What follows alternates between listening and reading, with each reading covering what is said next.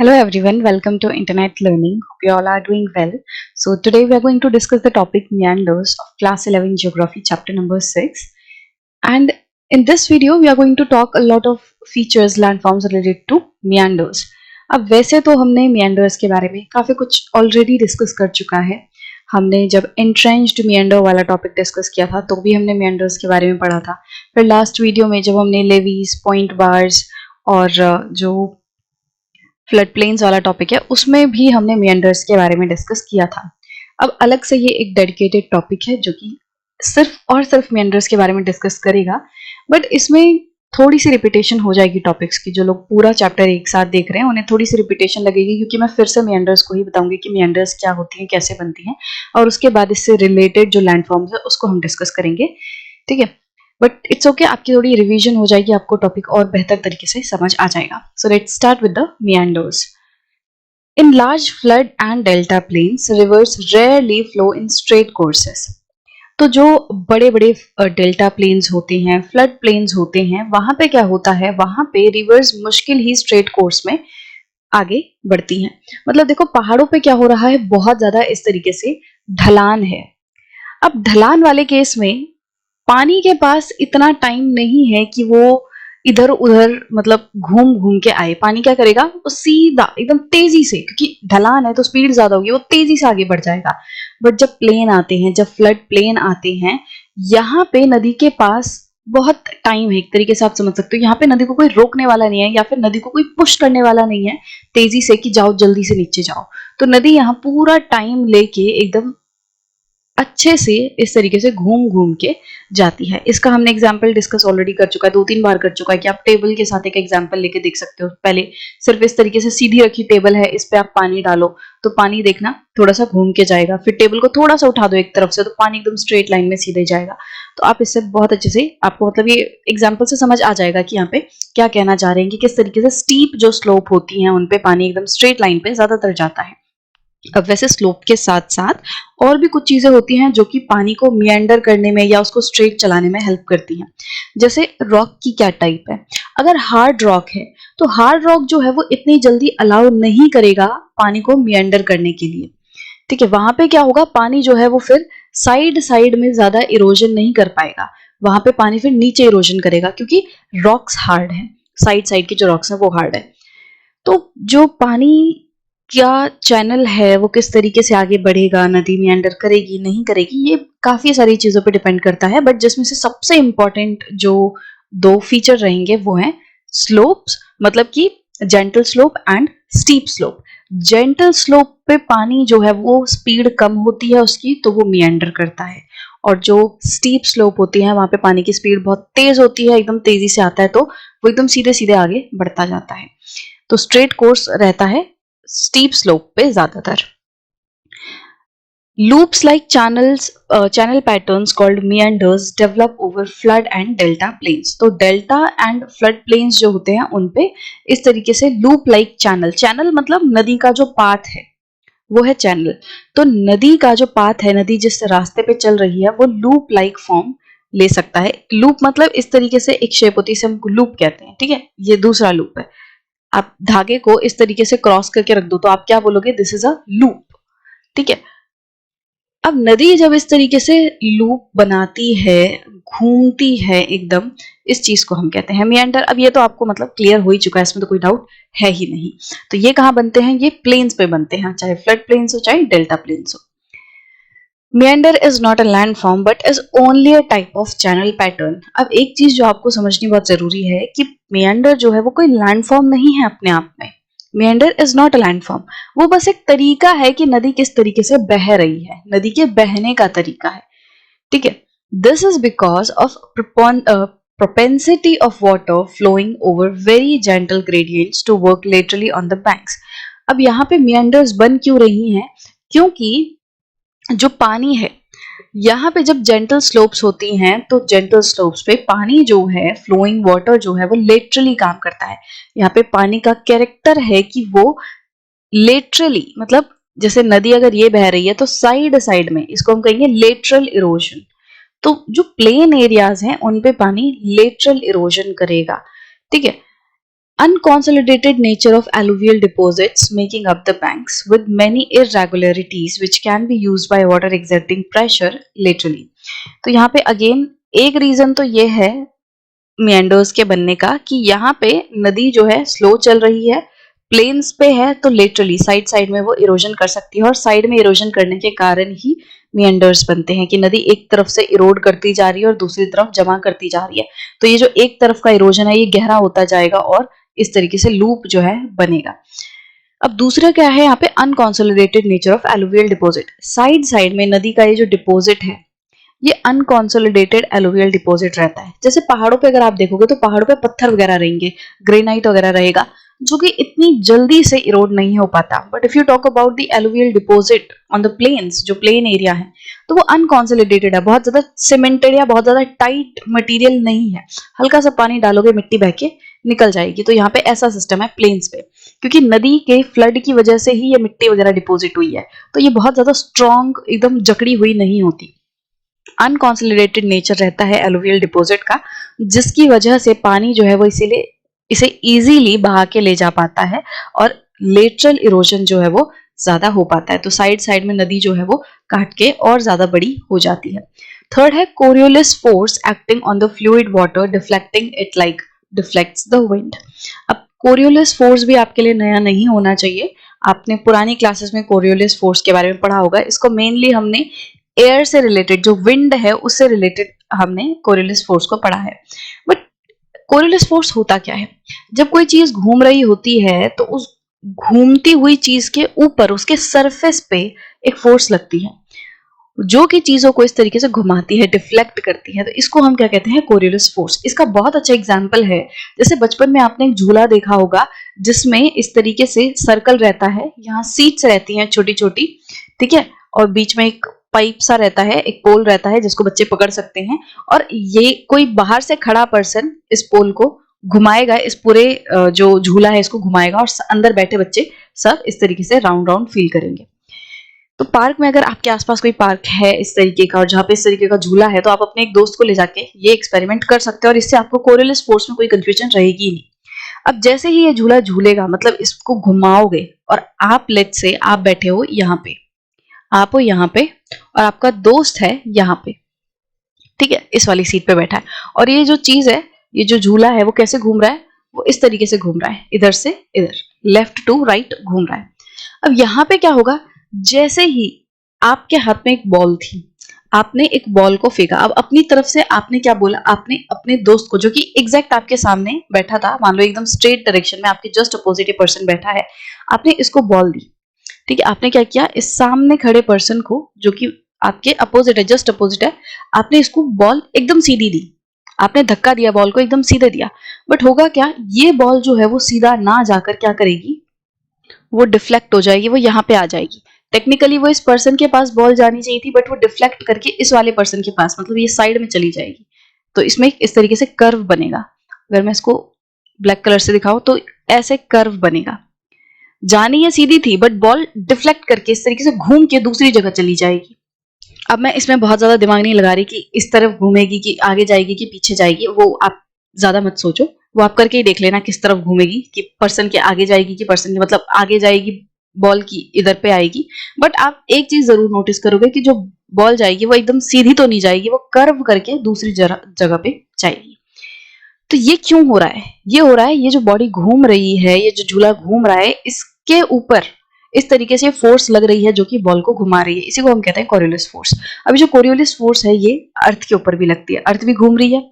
अब अर्थ भी घूमती है तो अर्थ में क्या होता है कि इस तरीके से आप देखोगे तो ये इक्वेटर है, 0 डिग्री लैटिट्यूड, ऊपर नॉर्दर्न हेमिस्फेयर है और नीचे है सदर्न हेमिस्फेयर। और अर्थ कैसे घूम रही है? अर्थ भी इस तरीके से वेस्ट टू ईस्ट घूम रही है।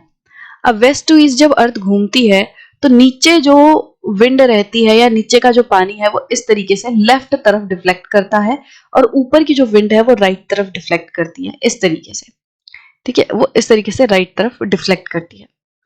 तो जिस तरीके से हवा के ऊपर ये कोरियोलिस फोर्स लगती है, वैसे ही जो अर्थ है उसके ऊपर जो पानी है उसके ऊपर भी ये कोरियोलिस फोर्स का इफेक्ट पड़ता है। और जब अर्थ घूमती है तो वो अपने ऊपर जो पानी है उसे भी इस तरीके से कुछ घुमाती है।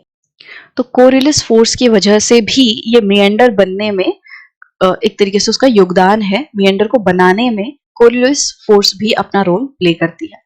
ठीक है, उसके बाद क्या है कि when the gradient of the channel becomes extremely low, water flows leisurely and starts working laterally। अब ये सेम चीज जो है 2-3 बार रिपीट हो गई है कि अब जब ग्रेडियंट जो है वो लो हो जाता है, ग्रेडियंट का मतलब इस तरीके से ढलान।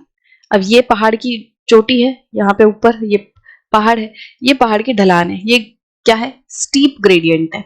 ग्रेडियंट मतलब ढलान कैसी है ना। और ये यहाँ पे क्या है, ये जेंटल ग्रेडियंट है, मतलब यहाँ पे ढलान है ही नहीं। तो ये क्या है, कैसी स्लोप है, जेंटल स्लोप है, सीधा सा है। तो जब ये स्लोप एकदम जेंटल बन जाती है, जब ग्रेडियंट एकदम लो हो जाता है, तो यहाँ पे क्या होता है, पानी एकदम लेजरली मतलब एकदम मौज में इस तरीके से लहर के वो पूरा टाइम लेके, स्पेस लेके वो घूम घूम के जाता है। तो लेटरली वो काम कर रहा है। लेटरली मतलब अब अपने साइड साइड में वो इरोजन कर रहा है। पहाड़ों पे नदी ऐसे बह रही थी, बट अब क्या हो रहा है, जब नदी प्लेन पे आई है तो वो अपने साइड में इरोजन कर रही है। और जब वो साइड में इरोजन करेगी तो एक बार साइड में इधर इरोजन किया तो ऐसी हो गई, फिर इधर इरोजन किया ऐसी हो गई। तो क्या हो रहा है, अब यहाँ पे इस तरीके से मियंडर्स बन रही हैं। Slight irregularities along the banks slowly get transformed into a small curvature in banks। तो जब नदी इस तरीके से बह रही होती है और लेटरली वो इरोजन कर रही होती है, तो क्या होता है कि कुछ कुछ इरेगुलरिटीज आती है, मतलब कहीं कहीं पे असमानता आपको देखने मिलेगी। मान लो नदी जो है इस तरीके से यहाँ पे हल्का सा ऐसे कर्व ले रही थी, हल्का सा, है ना। तो यहाँ पे मान लो ये कर्व आया क्यों, यहाँ पे छोटा सा मिट्टी का टीला थोड़ा सा ऊपर था, वैसे ये प्लेन एरिया ही है बट यहाँ पे एरिया थोड़ा सा ऊपर को उठा हुआ था, या फिर इस पर्टिकुलर जगह पे कोई हार्ड रॉक थी और उस हार्ड रॉक की वजह से क्या हुआ, यहाँ पे इतनी जल्दी इरोजन नहीं हो पाया और नदी जो है वो साइड हो गई, उसने अपना रास्ता जो है साइड कर लिया। इस तरीके से सीधे ना जाने के बजाय उसने क्या किया, इस तरीके से नदी साइड में चली गई। तो कुछ कुछ ऐसी इरेगुलरिटीज होंगी, कहीं पे थोड़ा ऊपर नीचे जमीन का होगा टुकड़ा, कहीं पे, है ना, कि ऐसा भी नहीं है ना जैसे आप प्लेन्स को देखोगे वो एकदम स्ट्रेट है। पहाड़ ये हैं बट प्लेन भी एकदम स्ट्रेट नहीं है, यहाँ पे भी थोड़ी बहुत इस तरीके से देखो हल्की हल्की ढलान है। अब ये हल्की हल्की ढलाने भी, ये छोटे छोटे ऊबड़ खाबड़ जो एरियाज है, ये भी नदी के पानी को बहुत ज्यादा डिफ्लेक्ट करने में मदद कर सकते हैं, है ना। तो यहाँ पे क्या हो गया, जो इरेगुलरिटीज है उनकी वजह से जो नदी है उसका कर्वेचर जो है वो बढ़ता जाएगा। सबसे पहले छोटे छोटे कर्वेचर्स बनेंगे, हल्के हल्के से घुमाव इस तरीके से बनेंगे और धीरे धीरे करके जो कर्व्स हैं ये डीप होने लगेंगे। कर्व्स जो है ये डीप होने लगेंगे। डीप कैसे होंगे, इस तरीके से, ठीक है, ये डीप हो गए। पहले कैसा था, पहला अब मैं रेड कलर से बना रही हूँ, पहले बस हल्की सी इस तरीके से था, बस हल्का सा, बट अब ये देखो कर्व कितना ज्यादा अंदर को हो गया है। तो कर्व जो है इस तरीके से डीप होते चले जाएंगे और ज्यादा घुमाव बढ़ जाएगा। The curvatures deepens due to deposition on the inside and the erosion along the banks of outside। अब होगा क्या कि ये कर्व डीप क्यों हो रहे हैं, ये भी हम पहले डिस्कस कर चुके हैं कि बाहर वाली साइड, ये जो कर्व है, इस कर्व की जो बाहर वाली side, this is outside curve, ठीक है। यहाँ भी हम कॉनकेव कॉन्वेक्स में बहुत ज्यादा नहीं जाएंगे क्योंकि ये कंफ्यूज कर देंगे आपको, और बल्कि बुक में ही दो जगह, एक जगह कॉनकेव लिखा है सेम चीज को, एक जगह कॉन्वेक्स लिखा है, अभी मैं आपको दिखाऊंगी। तो इसीलिए कॉन्वेक्स कॉनकेव में मत जाओ, बेहतर है आपके लिए कि आप outside curve and inside curve का इस्तेमाल करो, ठीक है। आपके एग्जाम में भी आएगा तो आप क्या लिखोगे, पहली बात तो इसमें ये एक इमेज, या जैसे मैं आपको ड्राइंग बना के दिखा रही हूँ यहाँ पे डायग्राम, ये बना देना और इस तरीके से एरो डाल के लिख देना outside curve and this one is inside curve. और आप जो भी डिपोजिशन, जैसे यहाँ से कटा हुआ दिखाओगे तो ऐसे कटा हुआ दिखा दो, या डिपोजिशन दिखाओगे तो इस तरीके से डिपोजिशन दिखा दो, कुछ भी है, पिक्चर 1 पिक्चर 2 करके थोड़ा सा ज्योग्राफी में कोशिश करना कि अगर आप कुछ बना रहे हो तो जो चीज पॉसिबल है, जैसे मैं ड्राइंग वगैरह बना के दिखा रही हूँ, आप वैसे अपने एग्जाम में बना दो, जिससे आपका आंसर जो है वो कंप्लीट हो जाएगा और कंफ्यूजन नहीं रहेगी कि आप किसको इनसाइड बोल रहे हो किसको आउटसाइड बोल रहे हो, है ना, आउटसाइड कर्व बोल रहे हो, तो आप इस तरीके से दिखा दोगे।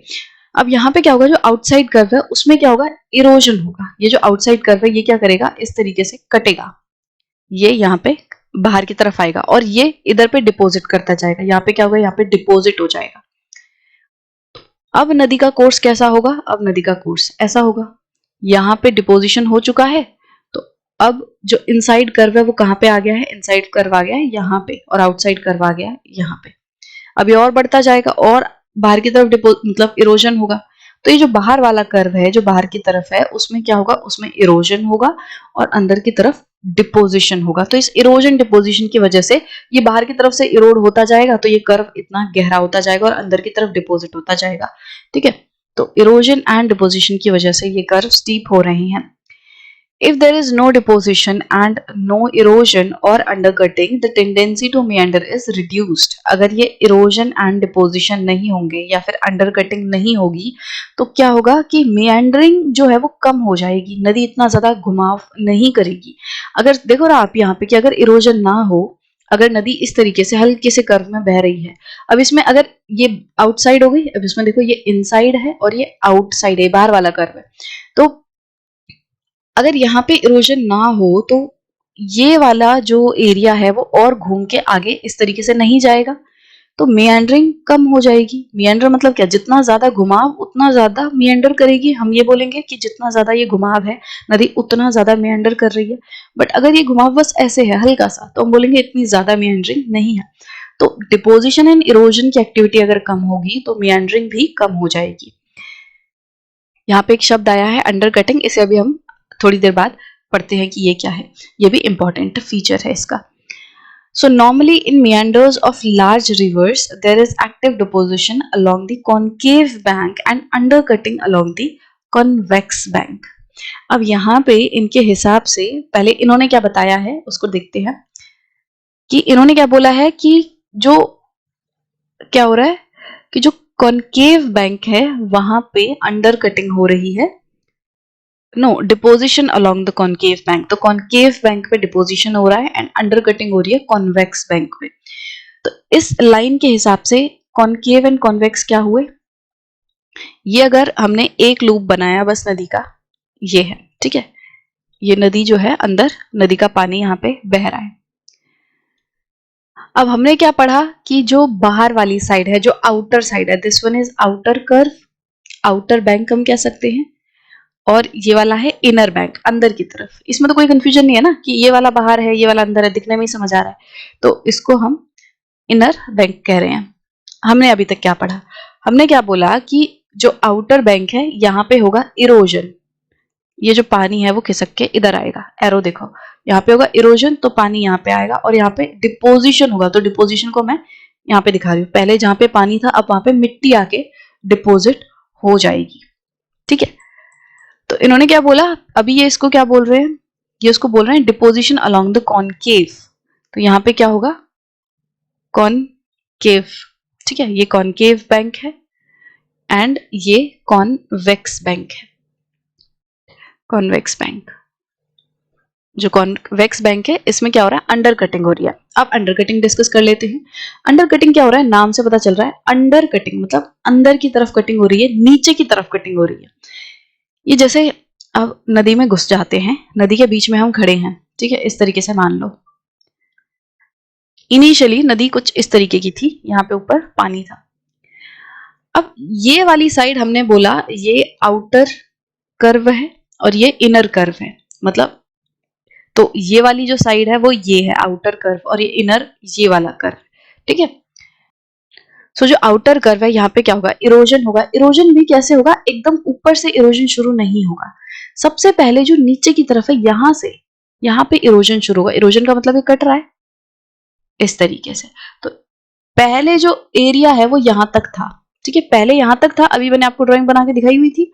अब ये कट के क्या हो गया, अब ये अंदर की तरफ कट गया, तो इसको क्या बोल रहे हैं, अंडर कटिंग, कि ऊपर ये एरिया है बट नीचे इस वाले बैंक में नीचे की तरफ यहाँ पे कटिंग हो रही है, तो यह अंडर कटिंग। तो सबसे पहले यहाँ पे इस तरीके से अंडर कटिंग होगी और धीरे धीरे करके ये चीज कैसे बढ़ती जाएगी, ऐसे, ठीक है, और यहाँ पे डिपोजिशन होती रहेगी, इस तरफ ये जो मटेरियल कट के आ रहा है वो यहाँ पे इस तरीके से डिपोजिट होता रहेगा। तो ये जो इनर कर्व है उसमें क्या हो रहा है, डिपोजिशन, यहाँ पे डिपोजिशन हो रहा है एंड यहाँ पे अंडर कटिंग हो रही है, जिसे हम इरोजन कह सकते हैं। ठीक है, अंडर कटिंग हो रही है, ये पूरा मटेरियल एक साथ कट के बाहर नहीं जाएगा। This is what I mean to explain you, कि ऐसा नहीं है कि अगर नदी ये है तो ये पूरा इतना इलाका कट के अलग हो जाएगा, नहीं, पहले क्या होगा, पहले ये कर्व में अंदर की तरफ कर्व में इस तरीके से हटेगा। ठीक है, अब इसके ऊपर वाले इलाके के लिए देखोगे, अगर ये वाला जो एरिया है इसको अगर आप कंसीडर करोगे तो इसके नीचे की सपोर्ट अब इससे छिन गई। पहले यहाँ पे मिट्टी थी पूरी इसको सपोर्ट करने के लिए, but now that area has been eroded, undercutting आ गई है। अब इसकी वजह से क्या होगा, एक पॉइंट ऐसा आएगा जब इसमें क्रैक्स डेवलप होने शुरू हो जाएंगे, यहाँ पे क्रैक्स बनने शुरू हो जाएंगे और ये एरिया पूरा कट के अलग हो जाएगा। ये एरिया कट के अलग हो जाएगा और अलग होने के बाद कैसा दिखेगा, ये इधर से कट जाएगा पूरा, ठीक है। और ये अब कुछ समवट स्ट्रेट सा नजर आने लगेगा, ऐसे हो जाएगा। और ये जो पूरा सिस्टम है वो कंटिन्यू होता रहेगा। अब पानी तो यहाँ लगातार आएगा, पानी तो ये आएगा, काटेगा इसे, और पानी जब काटेगा तो क्या होगा, इसको और गहरा करेगा, और गहरा करेगा तो अब यहाँ पे क्या होगा, ये और इस तरीके से गहरा हो जाएगा। अब देखो, अब इस वाले एरिया के लिए फिर से नीचे से सपोर्ट हट गई, अब फिर से इस वाले में क्या आएगा, क्रैक आएगा, यहाँ पे क्रैक आएगा और ये एरिया कट के अलग हो जाएगा। तो जो आउटर कर्व है वो इस तरीके से इरोड होता है। आप देख रहे हो धीरे धीरे करके, यहाँ पे था ऊपर, अगर आप देखोगे तो यहाँ पे लाइन थी इनिशियली, और ये देखो खिसक खिसक के इधर हो गया। और इसका देखो यहाँ पे था, इसका इनर कर्व पहले यहाँ था, और अब क्योंकि इसमें डिपोजिशन हो गया है तो ये डिपोजिट हो के कहाँ तक पहुंच गया, यहाँ पे पहुंच गया। तो पानी अब कैसे दिख रहा है आपको, पानी जो है वो अब यहाँ पे बह रहा है, इधर पे बह रहा है मान लो, अब पानी यहाँ पे बह रहा है। ये वाला जो इलाका है इसमें डिपोजिशन हो चुका है और ये पूरा अब नदी का पानी है।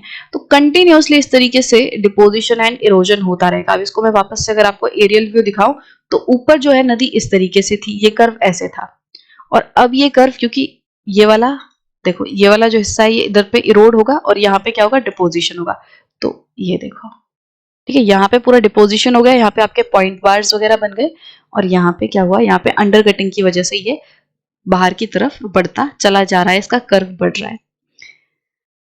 तो अंडर कटिंग का मतलब ये है इस तरीके से नीचे से कटना, और क्योंकि जब नीचे से कटेगा तो ऊपर वाले के लिए सपोर्ट छिन जाएगी और वो भी एक बार मतलब ढीला होके उसमें क्रैक आ जाएंगे और वो नीचे को गिर जाएगा, ठीक है। तो वैसे जरूरी नहीं है कि हर बार अंडर कटिंग ही हो सकता है कभी ऐसा हो जाए कि पूरा का पूरा जो इलाका है ये वाला, ये पूरा ही गिर जाए, ऐसा भी हो सकता है। मैं ये नहीं कह रही कभी होगा ही नहीं, हो सकता है, ऐसा कुछ हार्ड एंड फास्ट रूल नहीं है, बट ज्यादातर आपको अंडर कटिंग देखने मिलेगी, ठीक है। The concave bank is known as cut-off bank, which shows up as a steep scarp, and the convex bank presents a long, gentle profile. यहाँ पे इन्होंने उल्टा कर दिया, यहाँ पे इन लोगों ने क्या किया, इसे उल्टा लिख दिया।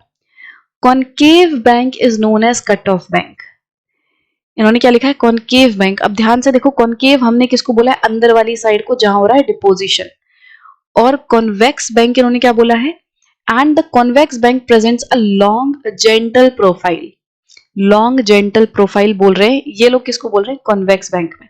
अब अगर आप इस पिक्चर को आके यहाँ पे देखोगे, ये जो मैंने पिक्चर बनाई है इसमें आप ध्यान से देखोगे तो लॉन्ग जेंटल प्रोफाइल आपको ड्राइंग के हिसाब से कहाँ पे दिख रही है, लॉन्ग जेंटल प्रोफाइल मतलब ढलान कहाँ पे दिख रही है, ये ढलान आपको इस तरफ दिख रही है। और अब ध्यान से देख के बताओ कि ये जो ढलान है जो इस तरफ दिख रही है, is it inner core, inner curve और outer curve, this is inner curve, और इन्होंने, और ये वाला जो है ये आउटर कर्व। और इनकी पहली लाइन के हिसाब से जो इन्होंने जस्ट ऊपर लाइन लिखी है, जो इसके ऊपर की लाइन है अंडर कटिंग वाली लाइन जो अभी हमने रीड की थी, उसके हिसाब से क्या है, उसके हिसाब से हमने यहाँ बना रखा है, उसके हिसाब से ये वाली जगह जो है ये कॉनकेव है, इनर बैंक जो है वो कॉनकेव है एंड ये वाला कॉन्वेक्स है। अब पहले मैं आपको बता देती हूँ यहाँ पे क्या हो रहा है कि ये वाली जो साइड है इसे हमने क्या बोला है, ये जेंटल स्लोप इस तरीके से बन जाएगी। आपको दिखने में ही समझ आ रहा है, इसमें ड्राइंग में कोई कंफ्यूजन है नहीं। इनिशियली सबसे पहले मान लो इस तरीके था, ये वाला एरिया जो है वो कट के ऐसे हो गया और यहाँ पे डिपोजिशन ऐसे हो गया, यहाँ पे स्लोप सी बन गई। तो स्लोप कहाँ बन रही है, जहां डिपोजिशन हो रहा है, जो इनर साइड है, ठीक है, और जो आउटर साइड है वहां बन रही है क्लिफ। ये है कट ऑफ एरिया, कट तो यहाँ रहा है ना, जो आउटर साइड है उसमें कटिंग हो रही है और जो आउटर साइड है उसमें कटिंग हो रही है, और उसमें हम क्या कह सकते हैं, इसको कट ऑफ बैंक कह सकते हैं, ठीक है, और इसको स्लिप ऑफ बैंक कह सकते हैं, इसको कह सकते हैं स्लिप ऑफ बैंक। तो जो आउटर कर्व है इसको हम बोल सकते हैं कट ऑफ बैंक, इसको हम बोल सकते हैं स्लिप ऑफ बैंक, जो इनर कर्व है। तो यहाँ पे आपको क्या देगी, दिखाई देगी, क्लिफ दिखाई देगी। जब पहाड़ों पे हम जाते हैं तो हम क्लिफ किसे कहते हैं, अब पहाड़ है, ये पूरा पहाड़ है प्लेट से, और यहाँ नीचे नदी बह रही है, ठीक है, तो इसे हम क्या कहते हैं, यहाँ खड़े होके हम क्या कहते हैं, हम क्लिफ पे खड़े हैं। तो सेम चीज पानी के अंदर भी है, अब पानी यहाँ पे नदी जो है इधर पे बह रही है, बट अगर आप पानी के अंदर खड़े होके देखोगे तो ये जो लैंडफॉर्म बना ये क्लिफ है, ये रिवर क्लिफ है, ठीक है, क्योंकि एक छोटी सी चोटी ऊपर को खड़ी है और नीचे फिर गैप है, नीचे ये यहाँ पे पूरा गड्ढा है, तो ये क्लिफ है, यहाँ पे कटिंग हो रही है और ये क्या आउटर साइड, और हमारी फर्स्ट लाइन के हिसाब से आउटर साइड जो है वो कॉन्वेक्स है, इनर साइड कॉनकेव है। तो कॉनकेव बैंक में क्या हो रहा है, स्लिप ऑफ बन रहा है, कॉनकेव बैंक में स्लिप ऑफ बन रहा है, एंड कॉन्वेक्स बैंक में क्या बन रहा है, यहाँ पे कट ऑफ बन रहा है। तो यहाँ पे इन्होंने क्या कह दिया है कि जो कॉनकेव बैंक है उसे कट ऑफ बैंक कह रहे हैं, बट इनकी पहली लाइन के हिसाब से कट ऑफ बैंक जो है वो ये वाला होना चाहिए, क्योंकि जहां पे कटिंग हो रही है कॉन्वेक्स में कटिंग हो रही है, तो ये एक्चुअली कंफ्यूज कर रहे हैं आपको यहाँ पे कॉन्वेक्स और कॉन्केव देके, क्योंकि आप खुद ही देखो मैंने आपको पहली लाइन के हिसाब से कि normally in meander rivers there is active deposition along the concave. अब कहाँ पे डिपोजिशन होता है, अंदर की तरफ, तो हमने इसको कॉन्केव बोल दिया पहली लाइन के हिसाब से, और बाहर वाली लाइन को हमने कॉन्वेक्स बता दिया इस फर्स्ट लाइन के हिसाब से। But in the second line what they are saying की बात है, the concave bank is known as cut off bank. Concave bank को ये लोग बता रहे हैं कट ऑफ बैंक, जबकि कट ऑफ बैंक यहाँ पे कटिंग जो है वो कहाँ पे हो रही है, कॉन्वेक्स बैंक में, ठीक है। अगर बाहर वाली साइड को कॉन्वेक्स लेके चले और अंदर वाली साइड को कॉन्केव लेके चले तो उसके हिसाब से जो कट ऑफ बैंक है वो बनेगा कॉन्वेक्स बैंक में, और यहीं पे क्या बनेगी, स्टीप स्कार्प बनेगी, ठीक है। और इन्होंने क्या लिखा है, which shows up as steep scar and the convex bank represent a long gentle profile. और लॉन्ग जेंटल प्रोफाइल तो यहाँ पे अंदर वाली तरफ बन रही है जहां डिपोजिशन हो रहा है, ठीक है। तो मैं बोलते टाइम ही कंफ्यूज हो जा रही हूँ, तो इसीलिए आपको यहाँ कॉन्केव कॉन्वेक्स पे बहुत ज्यादा ध्यान देने की जरूरत नहीं है, क्योंकि ना कुछ लोग क्या करते हैं, ये क्यों कंफ्यूजन हो रही है, ये कंफ्यूजन इसलिए हो रही है, कुछ लोग क्या कह रहे हैं, कुछ लोग मानते हैं कि जो अंदर वाली साइड है उसको आप देखोगे, जैसे ये मैंने वापस से क्या बना दिया, मेंडर बना दिया। कुछ लोग कहेंगे अगर हम यहां से देखें, अगर मैं यहां खड़ी हूं और यहां से मैं देखूं तो this side is concave to me, it is concave, तो ये क्या है, ये कॉनकेव है मेरे लिए, और मैं यहां से खड़ी होकर देखूं तो ये चीज, ये वाली बाहर वाली साइड कॉन्वेक्स है, इसमें कोई दिक्कत नहीं, ठीक है। बट अगर मैं पानी के अंदर खड़ी होकर देखूं, अगर मैं पानी के अंदर खड़ी होकर देखूं तो अब मेरे लिए ये वाला बैंक जो है वो कॉनकेव बन गया और ये वाला कॉन्वेक्स बन गया, है ना। तो इसलिए कंफ्यूजन होती है, कुछ लोग कहते हैं कि हम अंदर की तरफ से देखेंगे और कुछ लोग कहते हैं बाहर की तरफ से देखेंगे। और कॉनकेव कॉन्वेक्स में आई होप कि आपको कंफ्यूजन ना हो, जो सी वाली साइड है, मैंने तो ऐसे याद किया, अपने हाथ का एक सी बनाओ और जो अंदर केव बन रही है, ये जो आपकी हथेली होगी, जो आपका पाम होगी, दैट इज, क्योंकि वो केव की शेप है तो उसको हम बोलेंगे कॉनकेव, और उसका जो अपोजिट है, जो आपका बैक ऑफ द हैंड है, ये होगा कॉन्वेक्स। तो जो अंदर की कर्व वाली साइड होती है उसे हम कहते हैं कॉनकेव। तो नदी में देखो, जब आप बाहर खड़े होकर देखोगे तो आपको ये वाली साइड केव नजर आएगी, ये वाली साइड केव नजर आ रही है, तो आप बाहर खड़े होकर बोल दोगे कि जी ये वाली कॉनकेव है और यहाँ पे कॉन्वेक्स है। बट अगर आप पानी के अंदर खड़े होकर देखोगे तो अब आप बोलने लगोगे कि मेरे को तो ये वाला एरिया कर्व नजर आ रहा है, ये वाला एरिया केव की तरह नजर आ रहा है और ये वाला मेरे बैक ऑफ हैंड की तरह नजर आ रहा है, तो मैं इसको कॉन्वेक्स बोल दूंगी और इसको कॉनकेव। तो इसलिए कंफ्यूजन है, और आई वुड रिकमेंड कि आप कॉन्वेक्स कॉनकेव में इसलिए मत जाओ, ठीक है। मैं वापस से एक बार रिपीट कर दूंगी इनसाइड आउटसाइड करके, ताकि आपको कोई कंफ्यूजन ना हो। तो हम नदी को लेके चलेंगे ऐसे, ये इनिशियल फेज था, नंबर 1 पिक्चर, ठीक है। पानी इधर पे बह रहा था, पानी जो है यहां बह रहा था, ठीक है। अब होगा क्या, इरोजन डिपोजिशन शुरू हो जाएगा।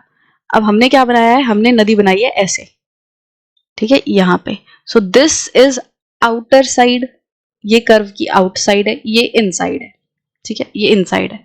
और ऊपर से ऐसे एरियल व्यू ही लेके चलो ताकि कंफ्यूज ना हो आपको, आप, है ना। और अपनी ड्राइंग में बना देना ऐसे एग्जाम में कि ये आउटर साइड है, ये इनसाइड इनसाइड है, तो इसे कर्व लिख दो, outer curve, inside curve, inner curve, ठीक है, इनर कर्व, इनर कर्व। तो हमारे लिए दिस वन जो हमने लेफ्ट में बनाया है वो आउटर कर्व बनाया है, और अंदर की तरफ जो बनाया है वो हमने इनर कर्व बनाया है। आई नो आपके लिए थोड़ी सी रिपीटेशन हो जाएगी, बट आई रियली वांट कि आपको ये जो टॉपिक है वो अच्छे से क्लियर हो। तो इनर कर्व है ये। अब सेकंड पिक्चर बनाते हैं हम। अब हमें आउटर इनर क्लियर है, हमने कौन सा आउटर बनाया, कौन सा इनर बनाया। यहाँ पे क्या होगा, धीरे धीरे करके जो आउटर कर्व है उसमें शुरू होगा इरोजन। इरोजन कैसा, अंडर कटिंग, और जो इरोजन मटेरियल होगा, जो इरोडेड मटेरियल होगा, वो यहाँ के डिपोजिट होता जाएगा।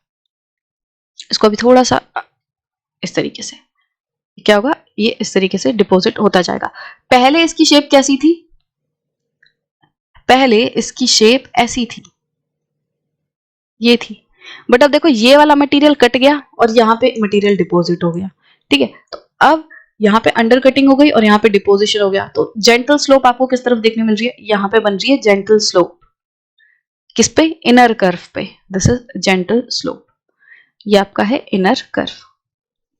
और ये यहाँ पे क्या बन रही है, आपकी एस्कार्पमेंट बन रही है, स्टीप स्कार्प बन रहा है, क्लिफ बन रही है, इसे क्लिफ कह सकते हो आप, क्लिफ बन रही है। ये किधर है, आउटर कर्व।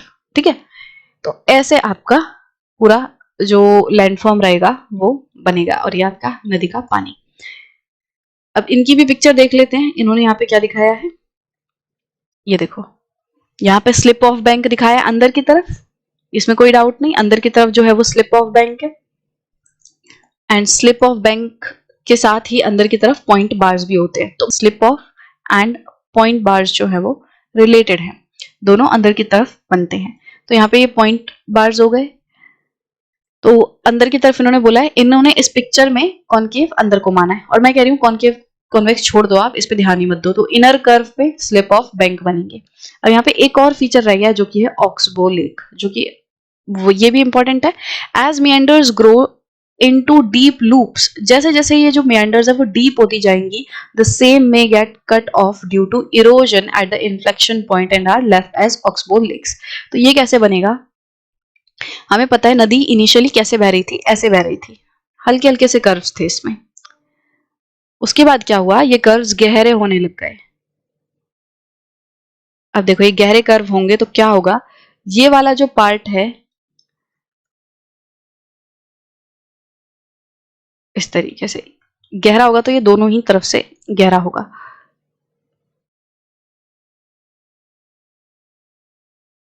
ठीक है, तो यहाँ पे क्या हो रहा है कि नदी अब ऐसे बन रही है। अब एक चीज आप नोटिस करोगे, यहाँ पे क्या हो रहा है, ये वाला जो पार्ट है, ये वाले जो कर्व हैं, ये एक दूसरे के और ज्यादा पास आते जा रहे हैं। अब आगे क्या होगा, क्योंकि यहाँ से देखो ये बाहर वाली साइड बन रही है, ये वाले जो कर्व है ये आउटर कर्व है अपने अपने लूप्स के लिए, इस वाले लूप के लिए ये आउटर कर्व है, ये इनर कर्व है, और ये भी तो एक लूप है, ये भी तो एक लूप है। तो इसमें क्या है, ये वाला आउटर कर्व है, तो यहाँ पे इरोजन होगी। तो ये दोनों ही चीजें जो है ये अपनी अपनी तरफ से इरोजन करते रहेंगे। और एक पॉइंट क्या कैसा आएगा, जब ये एकदम ही करीब आ जाएंगे, एकदम बहुत ज्यादा पास आ जाएंगे एक दूसरे के, इस तरीके से। जब ये इतना पास आ जाएंगे, अब ये लगभग जुड़ गए हैं, तो क्या होगा, कभी बाढ़ वगैरह आएगी तो पानी इधर घूमने के बजाय क्या करेगा, मान लो बाढ़ आ गई तो अब पानी जो है वो सीधा आ जाएगा, इतना घूमने के बजाय पानी जो है वो एकदम से सीधा आ जाएगा यहाँ पे और यहाँ से चला जाएगा। और धीरे धीरे करके ये वाला जो पूरा पार्ट है, ये वाला पार्ट अलग हो जाएगा। अलग कैसे हो जाएगा, एक पॉइंट ऐसे आएगा, क्योंकि डिपोजिशन शुरू होता रहेगा यहाँ पे। ये वाला जो पार्ट है, अब देखो ऐसा बन गया है, और ये ऐसा। तो यहाँ पे क्या हुआ कि पानी जो है ये जब सीधा आने लगा, सीधा बहने लगा, तो अब देखो इसका इनसाइड कर्व, ये वाली जो साइड है इसकी, ये वाली जो साइड है ये इनसाइड कर्व बन गई, यहाँ पे इनसाइड कर्व बन गई। और ये वाला जो पूरा पार्ट है ये आउटसाइड कर्व बन जाएगा कुछ टाइम बाद। इस पिक्चर में जब आप देखोगे तो ये आउटसाइड कर्व बन गया। तो यहाँ पे क्या होगा कि अंदर की तरफ डिपोजिशन होने लगेगा, अंदर की तरफ क्या होगा, डिपोजिशन होगा। और ये एक पार्ट था जो कि इससे, ये वाला जो पार्ट है वो इस नदी से कट के अलग हो गया। और ये अलग हो गया, कैसे अलग होगा, क्योंकि अब अंदर की तरफ डिपोजिशन होता जाएगा, तो ये जो नदी है ये इस लूप से, ये इस अपने टुकड़े से और दूर जाती जाएगी, और दूर जाती जाएगी। और ये वाला जो एरिया है ये पूरी नदी है मेन, ये नदी बह रही है, ठीक है, ये पूरी नदी है। अब यहाँ पे क्या होगा, साइड में ये जो इस नदी का टुकड़ा जो कट के बच गया, ये एक छोटा सा लेक बन जाएगा। और इसको ऑक्स बो क्यों कहते हैं, क्योंकि बो जो होता है, ऑक्स बो जो होता है वो एक तरीके से मेटल का ऐसा टुकड़ा होता है जो कि बैल के गले में लगाया जाता है। जब उसको जैसे हल वगैरह के लिए जोता जाता है, तो बीच में जो गाय हैं, जो बैल हैं, उनके गर्दन पे एक मेटल का यू शेप का एक मटेरियल लगाया जाता है उनको कंट्रोल करने के लिए, उनको रोकने के लिए। ठीक है, तो उस शेप का, क्योंकि ये कुछ कुछ लेक दिखता है वैसे ही यू शेप टाइप इस तरीके से, तो इसीलिए इसको क्या बोलते हैं, ऑक्सबो लेक। अब यहाँ पे ये नदी का पार्ट नहीं रह गया ना, ये वाला जो एरिया है, ये जो पूरा लेक है, ये अलग हो गया है।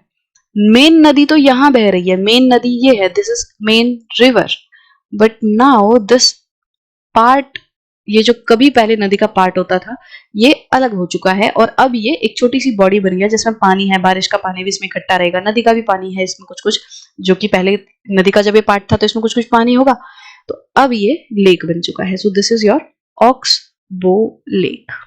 ठीक है, सो आई होप कि अब आपको ऑक्सबो लेक भी अच्छे से क्लियर होगा। एंड इस पूरे चैप्टर के लिए आई वुड रिकमेंड कि मैं जहां पे भी आपको जिस तरीके से ड्राइंग बना के दिखा रही हूँ, जो भी आपसे बन सके उसको कोशिश करना मैक्सिमम अपने आंसर्स में आप बनाओ, कि आप पूरी तरफ आंसर जो है एक्सप्लेन कर रहे हो और एक छोटा सा साइड में ड्राइंग भी बना दे रहे हो, जिससे कि आपका आंसर पूरा कंप्लीट हो जाएगा। सो आई होप कि अब आपको सारी चीजें क्लियर होंगी।